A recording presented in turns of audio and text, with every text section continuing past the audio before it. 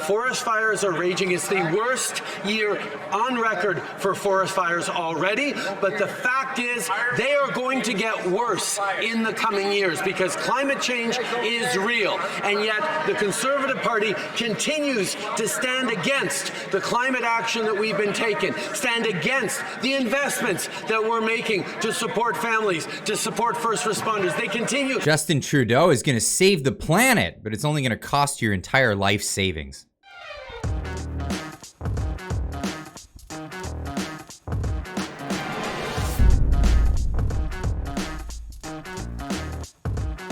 Ladies and gents, welcome back. Justin Trudeau is on a mission to save the planet. He's going to destroy our economy in the meantime, but the planet is something that he's going to save. And he's been on this path for a long time. Here's an old video of him. Our behaviors as individuals, as consumers, as voters, as citizens, is the only thing that's going to save the planet.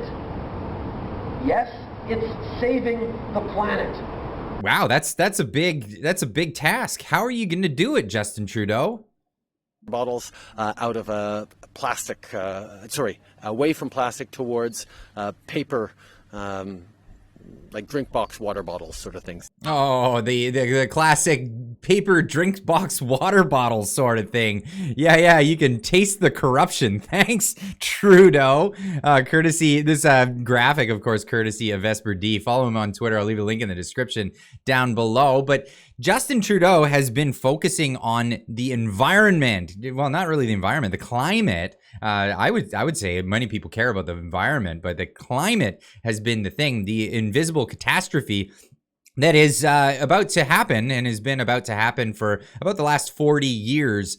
But we are definitely going to see it this time, and well, the forest fires are part of that, apparently. Don't ever pay attention to all the arson that's going on in the country at the moment. We're going to get to that in a little bit, but here is a bunch of Justin Trudeau talking about his plans with the economy going back a few years. The commitment needs to be a commitment to grow the economy, and the budget will balance itself. Oh, okay. Yeah, all right. We've seen that clip. Yeah, the budget's going to balance itself. Right.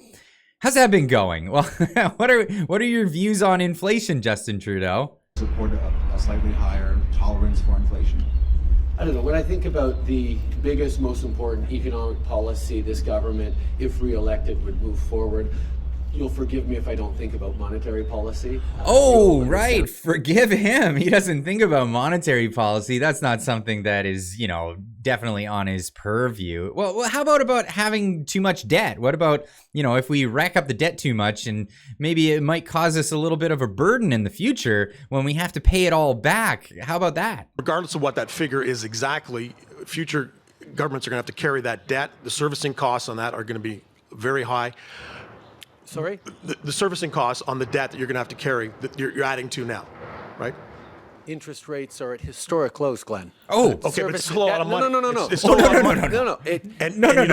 Okay, but how are you going to pay for that? Oh, how are we going to pay for that? Indeed. How are we going to pay for that? Now, Chrystia Freeland recently was asked about that, and she didn't have an answer because, well, they don't have the money. We don't have the money, and we're running out of money, and we're printing too much.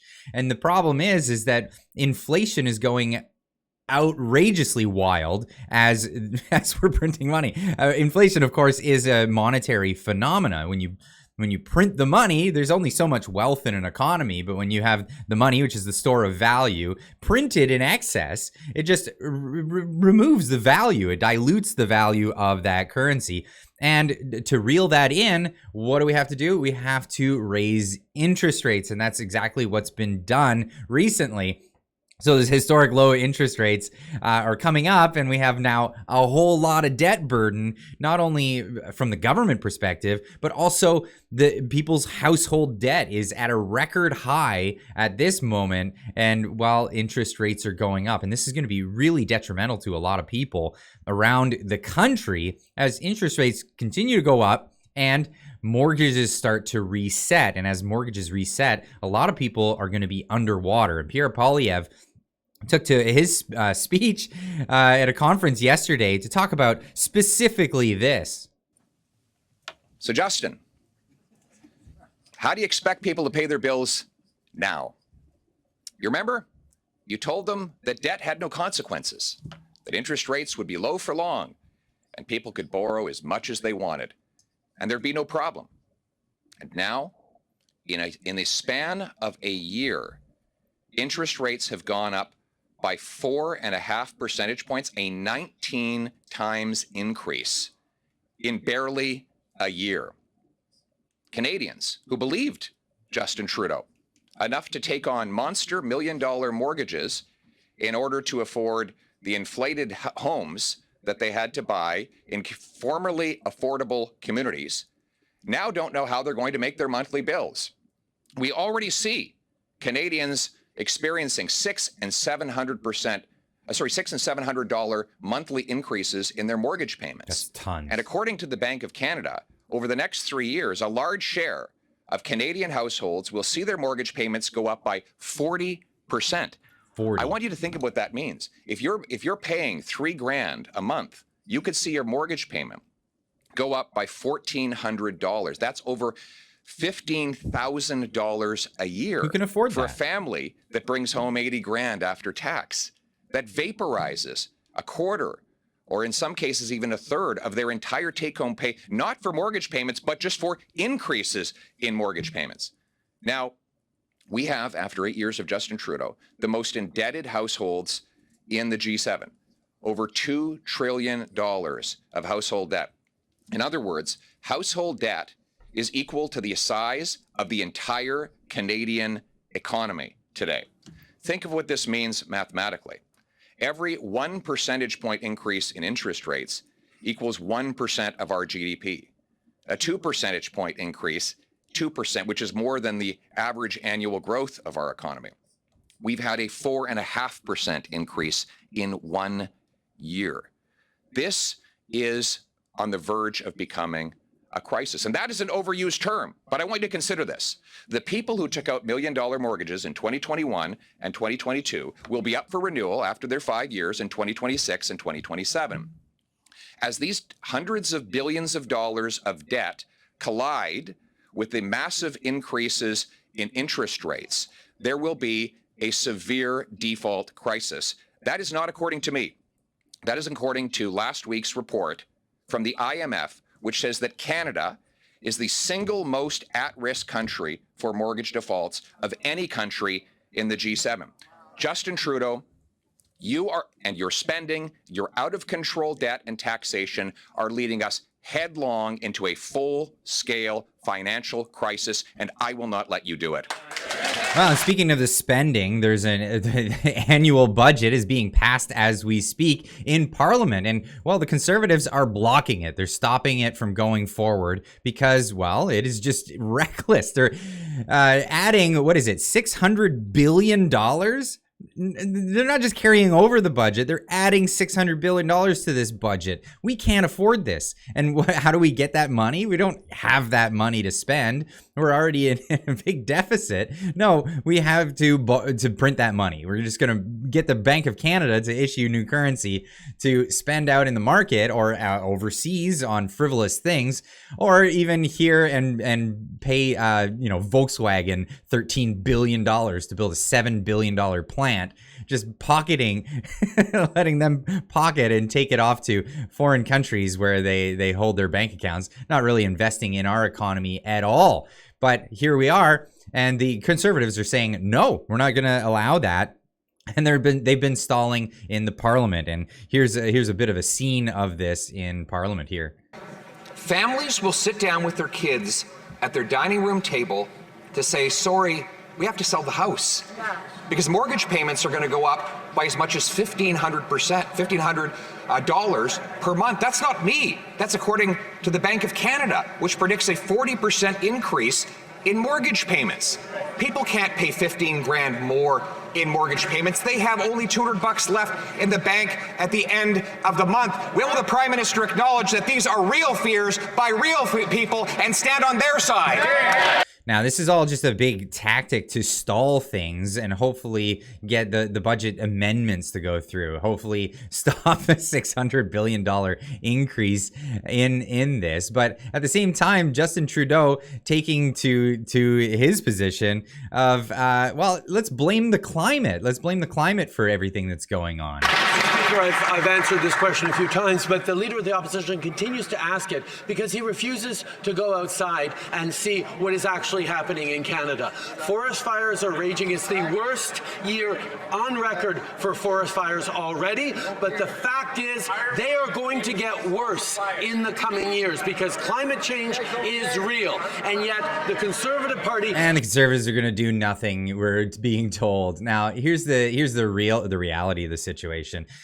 These fires that are happening all over Canada, well, they're the fault of arson, actually. Arson is not a natural occurring thing in nature when the climate gets warmer. No, this is something that is actually added to by people coming out and lighting these fires. Now, you can speculate on why they're lighting these fires, but we have RCMP charges an Alberta woman with 32 counts of arson after the spring wildfires. 32 counts by just one person. Now, these reports are coming in all over Canada, all the way from the eastern provinces to the western provinces, where people are being arrested for setting these fires intentionally. Now, the motives are not being published, but a lot of us can guesstimate on what's actually being said here. Now, I'll leave a link to this. This is a great TED Talk by Paul Hessburg, where he talks about how forests actually looked largely different to the way they look now